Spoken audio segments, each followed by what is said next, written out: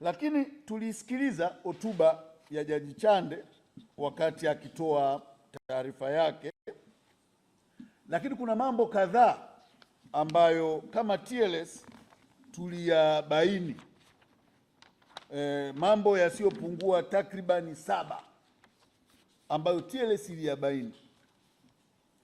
Jambo la kwanza ni ukosefu wa uchunguzi wa kina, kinyume na ahadi za rejea walizopewa. Tume imetoa maelezo yasiyo na uthibitisho wa kutosha kuhusu mambo nyeti kama utekaji, kupotea kwa watu na mauaji, huku ikitegemea zaidi taarifa za vyombo vya dola bila uchunguzi huru. Moja ya jambo hili ni kusema watu wamekufa, wako mochwari, alafu wakapotea. Tume inaishia hapo hapo bila kufafanua au kwenda zaidi nini kifanyike au nini kilijiri, walitokaje mochwari, nani aliyekuwepo mochwari. Kwa hiyo sisi, yawezekana taarifa yetu iko hapa kwa sababu hatukupata, yawezekana hichi labda kiko ndani ya ile ripoti tungeweza kukiona, lakini sisi tunazungumza kwa muktadha wa hotuba tuliopewa. Hili ni eneo ambalo lilitakiwa lipewe majawabu, kwa sababu kuna Watanganyika, kuna Watanzania ambao kufuatia ndugu zao kuuawa, kuonekana wakiwa mochwari na baadaye kupotea, mpaka leo hawajapata haki ya kuwasitiri ndugu zao kwa heshima. Kwa hiyo tulifikiri ni eneo ambalo tume ilitakiwa kulipa mkazo, hususan vile swala la watu kutekwa na kupotea. Huwezi kusema watu wanatekwa kimapenzi. Mtu kama Humphrey Polepole, huwezi kuniambia ni mtu ambaye ameanza mapenzi ukubwani kiasi ya kwamba anaweza akadanganywa akafichwa chumbani Humphrey Polepole mpaka leo amuone mamake anamtafuta. Haya Mdude katika namna ile, ugomvi wa mapenzi yepi. Kwa hiyo mazingira kama haya tunahitaji majibu ya kina yenye tafiti. Kwa hiyo ilikuwa ni oni letu kwamba kulikuwa na ukosefu wa uchunguzi wa kina. Jambo lingine, kutokuwataja wahusika. Pamoja na kukiri uwepo kwa vitendo vya uhalifu mkubwa, tume haijabainisha nani walihusika wala kutoa mapendekezo ya hatua za kisheria dhidi yao, jambo ambalo lilikuwa kwenye hadidu zao za rejea. Kwa hiyo tulitarajia tume ituambie, sio tena iseme kama ilivyofanya. Vile vile ukosefu wa uwajibikaji. Tume imekwepa kueleza kuhusu uwajibikaji wa viongozi wa juu na badala yake kuelekeza lawama kwa watendaji wa chini, jambo ambalo TLS haikubaliani nalo. Tumeona tume ikijaribu kuonyesha kwamba polisi akipewa silaha anatakiwa aitumie ile silaha kikamilifu, akifanya vinginevyo yeye anawajibika personal. Sasa iliendaje kule tume bila kutuambia viongozi walioruhusu watoke na zile silaha kwenda kwenye zoezi la uchaguzi? Nini kilitokea? Watu waliotekwa, nini kilitokea? Haya ni maeneo ambayo tume ilitakiwa kuja na majawabu, lakini badala yake hakuna kitu cha msingi ambacho umma ulikipata. Jambo lingine ni mkanganyiko wa kitakwimu. Takwimu za tume zinatia shaka, hususan baadhi ya maeneo ni kwamba ukilinganisha vifo, ukilinganisha majeruhi na baadhi ya maeneo yanayotajwa na baadhi ya maeneo kutokutajwa kabisa, ambayo yalionyesha kulikuwa na hali kubwa ya mauaji na ukiukwaji wa haki za binadamu wakati wa maandamano na ushughulikishwaji wa waandamanaji. Kwa hiyo tulifikiri kwamba ili changamoto za kitakwimu zinatakiwa zifanyiwe kazi ili ziweze kureflect ukweli wa kile kilichojiri. Tunaamini kwamba takwimu zile sio sahihi na hazionyeshi kwa usahihi kile kilichotokea kuanzia kabla, wakati na baada ya uchaguzi. Kukosekana kwa uwazi katika masuala muhimu yaliyoambatana na zoezi hili lote la upigwaji risasi wananchi kwa sababu zozote zile, na miingiliano ya hatua zilizoambatana na jambo hilo. Mambo ambayo TLS inayaangalia na kujiuliza, ambayo tume haijatuambia chochote. Nani alizima mitandao? Nani alitoa agizo la mtandao kuzimwa?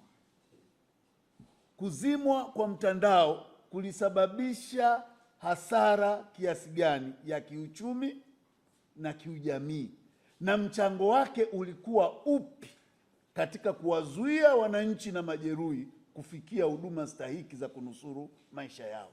Tulitarajia tume ije na jambo katika eneo hilo. Kwa bahati mbaya hatujasikia lolote.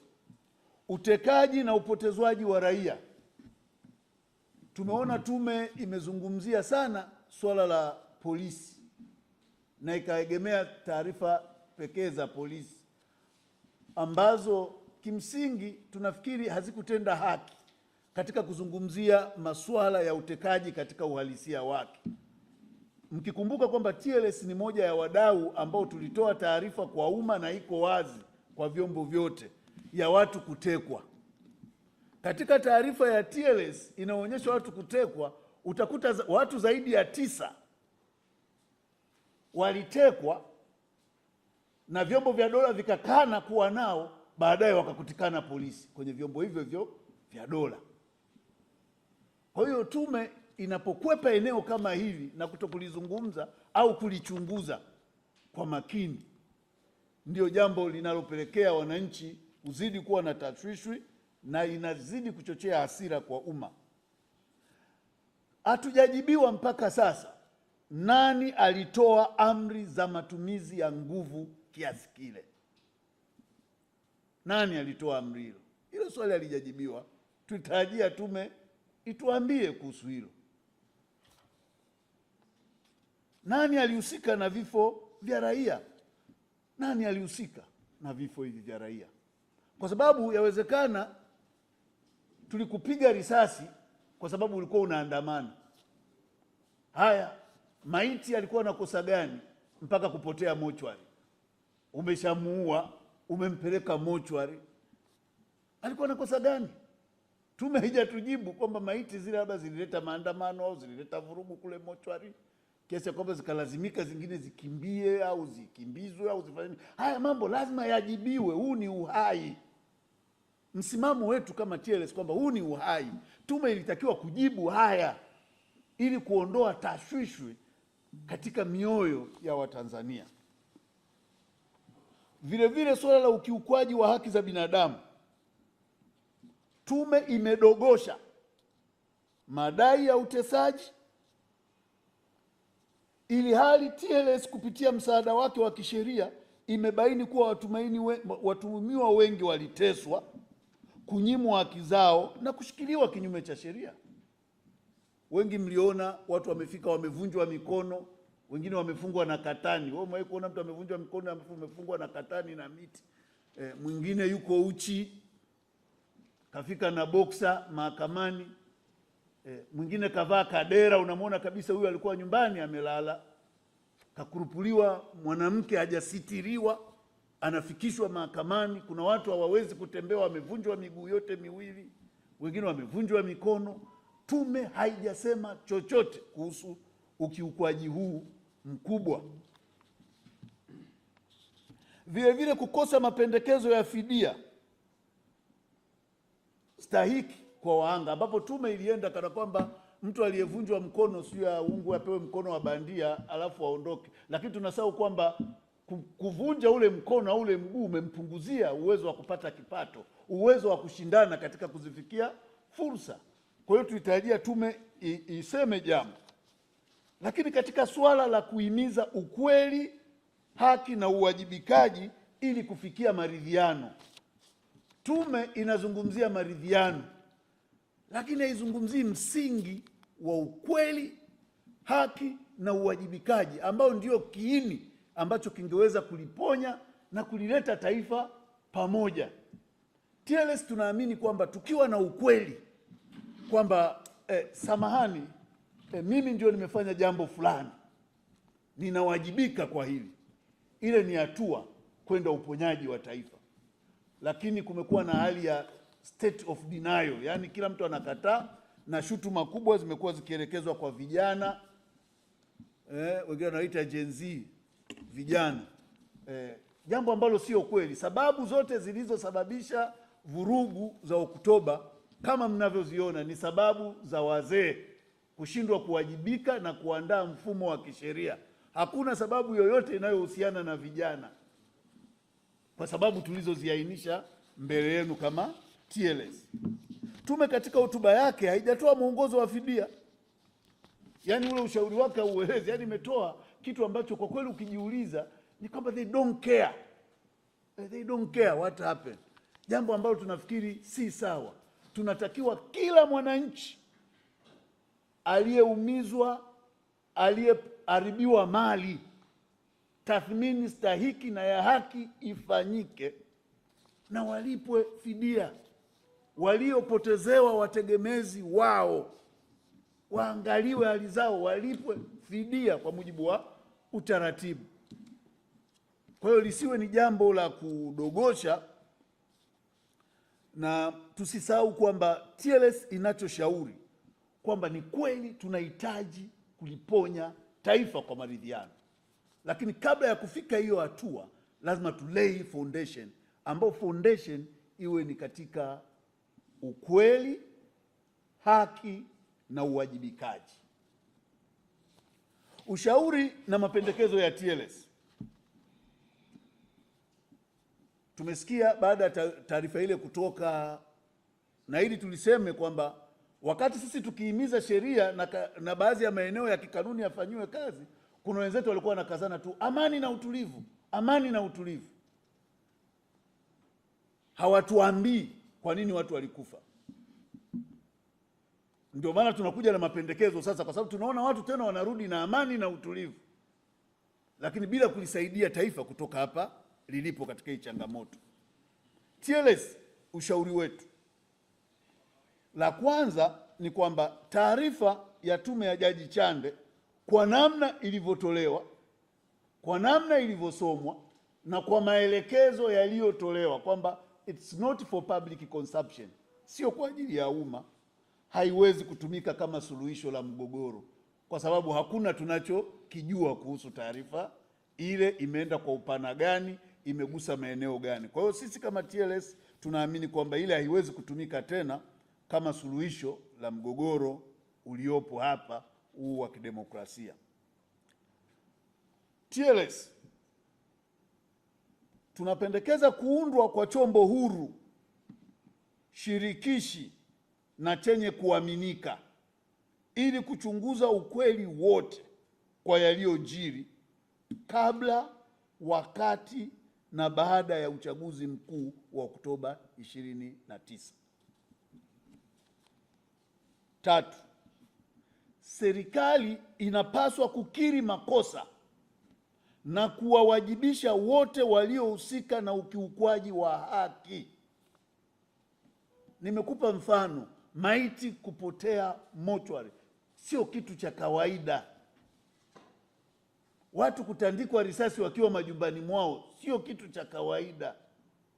Kwa hiyo serikali lazima ikiri. Kukiri sio udhaifu, ni moja ya hatua ya uwajibikaji inayoleta na kuonyesha uhimilivu na kiwango cha juu cha ustaarabu katika dunia ya kistaarabu, a civilized society. Hatuwezi kuignore maelfu ya vifo kwa kupika data na kusimama juu ya maiti na miili ya ndugu zetu kana kwamba hakuna kilichotokea na walistahili kuuawa. Sisi tumeweka sheria, sheria zile zifuatwe. Anayestahili kunyongwa anyongwe kwa mujibu wa sheria. Kwa hiyo jambo letu kubwa ni kwamba kuundwe chombo huru na shirikishi.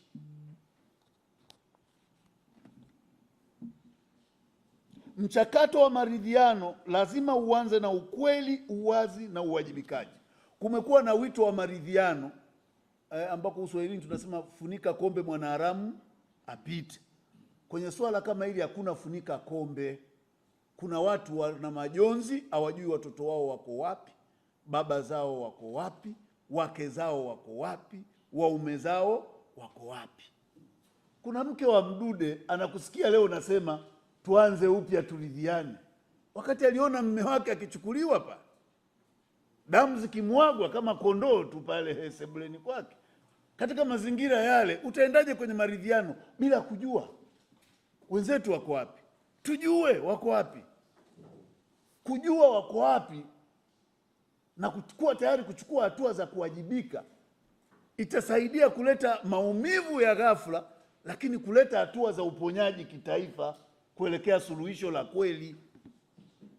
Kwa hiyo ni hoja yetu sisi kama TLS kwamba mchakato wa maridhiano ni muhimu, lakini uanze na ukweli, uwazi na uwajibikaji. Waathirika wa vifo na majeruhi wanapaswa kufidiwa kikamilifu kwa mujibu wa sheria. Kuna sheria za kimataifa, tuna sheria zetu za ndani. Kwa hiyo ni muhimu wakati wa mchakato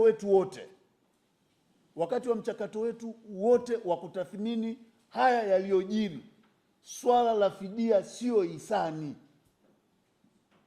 Lazima tutathmini uharibifu uliofanyika na tuwajibike kuhakikisha wahusika wanalipwa fidia. Jambo la 7, kuna umuhimu wa kuanza mchakato wa katiba mpya ili kuondoa migogoro hii ya kimuundo tunayoiona. Tumekuwa tukiweka viraka vingi kwenye katiba yetu kiasi ya kwamba you unpatch and patch, kiasi ya kwamba ukitafuta katiba ya Tanzania ingekuwa ni nguo, ukimwambia mtu hiyo nguo ina rangi gani, hata nyuki anapenda maua, nadhani asingepata sehemu ya kudetect, kwa sababu usingeweza kujua.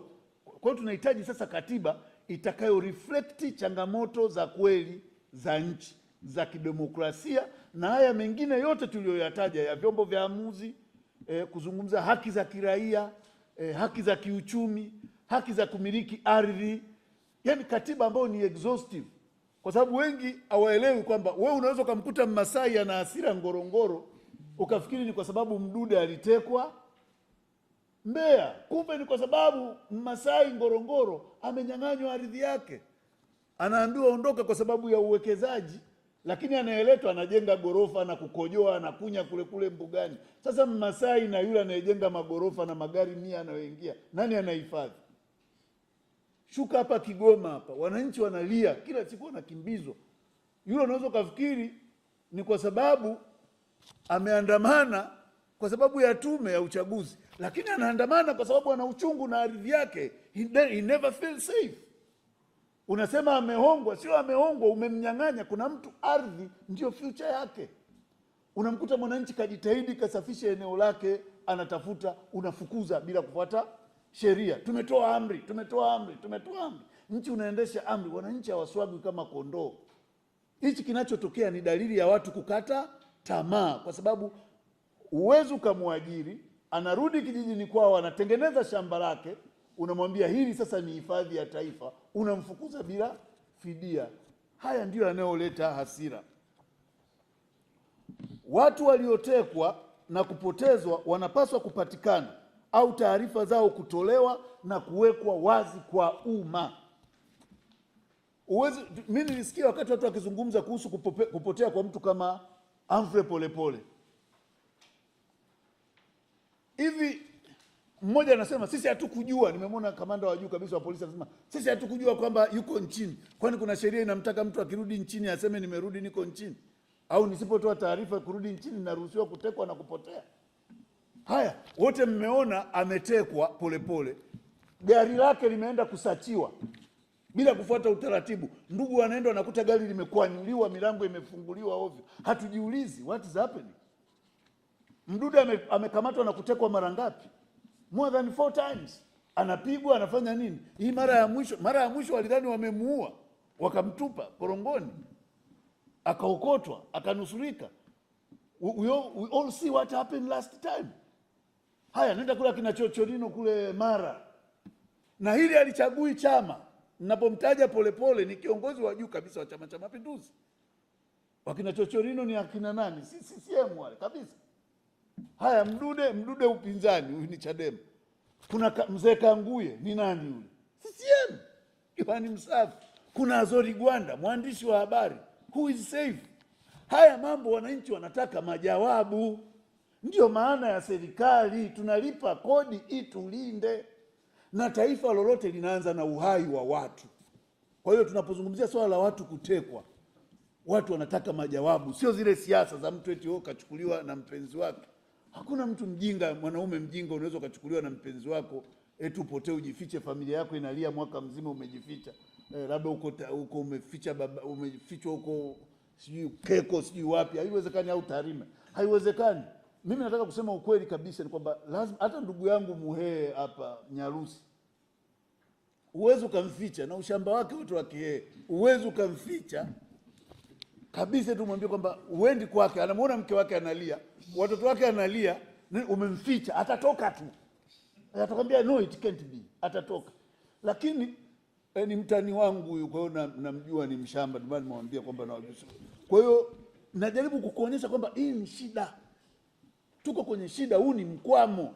Na tume kama ile inapokuja na majibu kama yale, lile ni janga. It's not an ordinary thing. Yaani ukiona tu taifa limeweza kufikia pale ambapo uhai haumati tena, ni janga. Ndio maana TLS ikaona lazima tutoe hii position kama ushauri wetu kwa jamii na kwa serikali, kwamba hapa tulipo sipo, lazima tutafute namna bora ya kuondoka hapa. Na tuna watu wa kuweza kutuondoa hapa ndani ya nchi, na tukiweza tuwapate nje ya nchi. Tuna watu wenye hii nakisi ya uadilifu, wapo. Hatutaki kuwatumia. Kwa nini? Tunaogopa nini? Siku zote nilisema waje wafanye, watuponye. Uwezo ukaenda kwa daktari unachagua, naambia nipe vidonge vya rangi mbili, atakwambia basi jitibu. Daktari anakufanyia evaluation, anakutibu. Kwa hiyo tunaomba hicho kiangaliwe sana. Watu waliotekwa na kupotezwa wanapaswa kupatikana na taarifa zao kutolewa na kuwekwa wazi kwa umma. Na kama wanasema ni mapenzi, polisi watoe. Mwabukusi ametekwa, alifichwa kwa mpenzi wake Mwatatu, tarehe fulani na fulani, hataki kutoka. Huku tulienda tufanya nini? Ili wananchi wajue. Si umeshapata fact sasa, data unazo kwamba ametekwa kimapenzi. Haya, Mwabukusi ana deni. Unasema Mwabukusi anadaiwa na Ukashu. Alipofuata hii deni tukamtafuta, tumemkuta amehamia kwenda point A, B, C, na ushahidi huu hapa. Sio speculation. Kwamba kuna umuhimu wa kuanza mchakato wa katiba mpya, hilo nimekusha lizungumza, na kuwaomba kwamba tulisimamie. Kama nilivyosema, ripoti yetu ina kurasa nyingi sana.